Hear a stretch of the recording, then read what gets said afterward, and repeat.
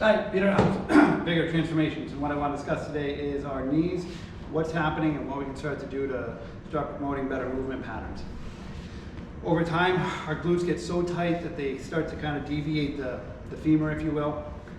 Our adductors or hamstrings start to kind of overtake, and we kind of get this offset knee, if you will. So in order for me to start fixing it, I got to first start to go to the root of the problem, which is the hip. So I need to start getting better angles with my hip first. Then I can start to stretch out the tissue and the fascia on my hamstrings, my adductors, start getting everything kind of firing back the way it used to, as well as the gastroc. The gastroc attaches to the femur, and over time it just kind of becomes tighter and tighter. Again, it's a postural muscle, and I was always standing with a lock leg for years, and I realized the folly in this. I'll get into posture later, but if you've already kind of followed some of my videos in terms of kind of loosening the hip and the hamstring, now we're going to get into the quadriceps. So I want to get to kind of the lateral side, and I want to start kind of breaking this tissue up.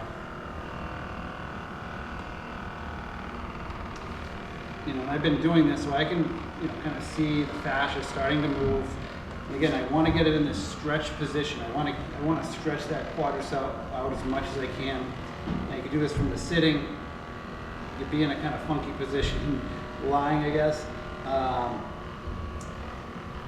Now again, this shouldn't hurt, but you'll notice there's I got a lot of scar tissue up and around my knee. I didn't really notice it because a lot of times I wouldn't check it in this position. But I started remembering back maybe when I was in my 20s, when I'd sit in this position, my quadriceps were really well defined. And a lot of us tend to think that the muscle just kind of magically goes away. But I've been squatting, lunging, playing sports, all those things. And I started to realize in cycling that I shouldn't have lost as much definition in this position as I did. And if you think about it, why am I going to lose the definition? It's because the tissue becomes either A, so tight, or B, becomes too elongated. Now I know in my particular situation it's too short, which is most likely everybody's scenario. Again, think of tissue, it just gets tighter and tighter and tighter and becomes more and more compact over the years. That's one of the things we're not realizing that's happening over the years, and kind of why people are lacking definition in their muscles. It's not that they're lacking strength, like many of us would kind of believe. It's that our tightness is kind of making us feel weak because the tissue is so tight and excited. It doesn't allow us to get into a lot of positions that we used to be able to, and we're mistaking this all too often just for weakness.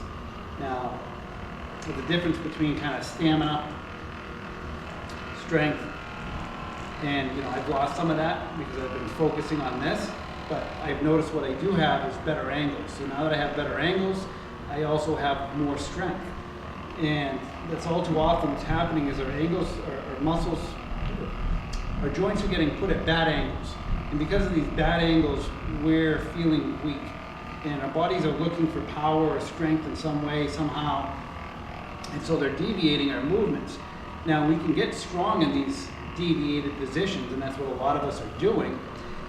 But over time it's going to have this kind of consequences because, again, our joints are basically out of alignment, if you will. So the longer they stay out of alignment, the more issues we're going to start to have down the road.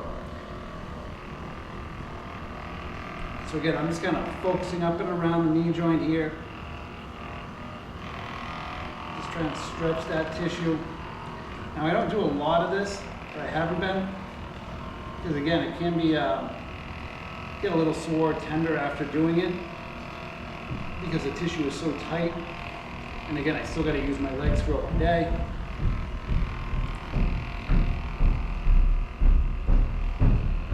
The big one here to get stretched is this lateral aspect. You can see that it's become so tight that it deviated the angle of my knee.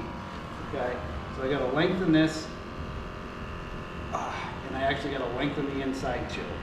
Okay, and that's kind of, again, really what happens to our bodies is each side just gets shorter and shorter and shorter and shorter. And we're not realizing this because it happens so slowly over time. I didn't even realize it started happening until I wanted to start fixing my right hip. So same thing with my right knee. Okay, gastroc is a little overworked on this side, but my hamstring on this left side is so much bigger. And honestly, I'm amazed at how tight it was, how much scar tissue I got, that this thing could even work appropriately. Because over the years, I just kept overworking certain muscles, and we're not really. I didn't notice it. I could feel that my hip was off, but I couldn't exercise it out. I tried everything in terms of trying to exercise this hip. One-legged bridges, stretching, calf stretches, martial arts. You kind of name it. I tried it, and that's when I finally came to the realization I can't fix this right hip through just kind of traditional methods that we got out there. And that's when I started exploring just trying to stretch all the time. It helped, but it was not the cure-all that I was kind of hoping it was going to be. Now maybe if I had continued to do it when I was in my 20s and stretched as much as I was, then yeah. But the only thing I found to do this, and I kind of keep just pushing it, and I'm going to keep pushing it, is the percussion therapy. Because of the rapid movements and the vibrations, and if you kind of put this at really good angles, you can really start to get some huge fascial movement. I'm more flexible now than I was in my 20s, oddly enough. Now, some of the tissue is oddly tighter. It's not as even, and that's why sometimes movements can be, or flexibility too, can be deceiving, because we can be flexible, but at the same time still kind of tight, or certain muscles be too tight and overworked. So as I'm doing this, I can kind of notice I can lengthen that hamstring a little bit more. Because again, what we want to do is we want all our muscles working together. All too often what's happening is our muscles are not working as one unit anymore. They kind of start working independently. Our body follows these fascial lines that really don't care about the muscles and what the muscles do, because our bodies are always trying to find the path of least resistance. So they're always trying to find the easiest way to do something. Regardless if I'm trying to force it to work harder, it's still trying to look for a way to make it easier. And that's why you'll see people, maybe form or technique might not be the best. Part of that is tightness, but part of that is the body trying to find a better way to do it because of the tightness and because of the weakness. And the more we kind of start to understand this and address these issues, I think we're going to really start to come up with better ways and better understanding of what's really happening to our body. Again, I had no clue that a lot of this stuff was happening to my body. I knew I was becoming tighter. I've been trying to stretch and figure out ways to do it for the last 5-6 years,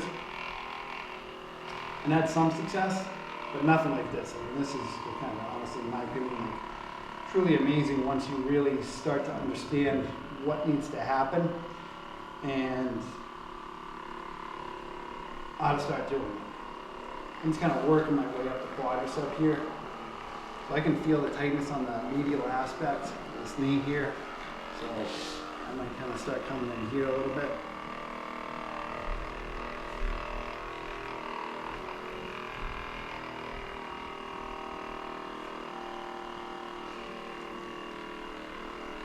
Because a lot of times, when they become too tight, you got to start stretching them out, and you kind of really don't know what to do in the beginning. And that's why you kind of need equal action here. So I need to lengthen my adductors, I need to open up my hip better. And that's a lot of times too what we're not addressing. We're kind of just addressing, oh, I got an injury or pain in the knee, and I used to do it myself. So it's over here, it's the vastus lateralis. Let me loosen it up. So I might loosen it up and I might feel better for a while, but it might pop out somewhere else. And that's really kind of usually what happens with a lot of people over the years. And I can easily understand now why people eventually basically get a meniscus tear, because you can see that the pressure is going to start going to that medial side over time, and eventually it's going to start putting pressure on that meniscus. And as it starts to put pressure on that meniscus, it's going to tear. And then, then when am I going to want to get a knee surgery? That's what I've been trying to avoid my entire life, is kind of any type of surgery. Because a lot of times if I get the surgery, the injury or issue is still there. My bad body mechanics are still there. Just because I put a new joint in there doesn't mean I'm going to move better. Now, I might be pain-free, which is great for a lot of people who are suffering. But if we can start to understand how to fix this before we get to that point, that's what I've been trying to figure out for years. And I feel like I finally got it and understand it enough that we can start to manipulate tissue enough to avoid a lot of these injuries or issues that we get into our late 40s, 50s, 60s, especially as this stuff started early on, 20s, maybe even teenage years. It's extremely invaluable. We found this guy's helpful. The knees, and stay tuned for more. Thank you.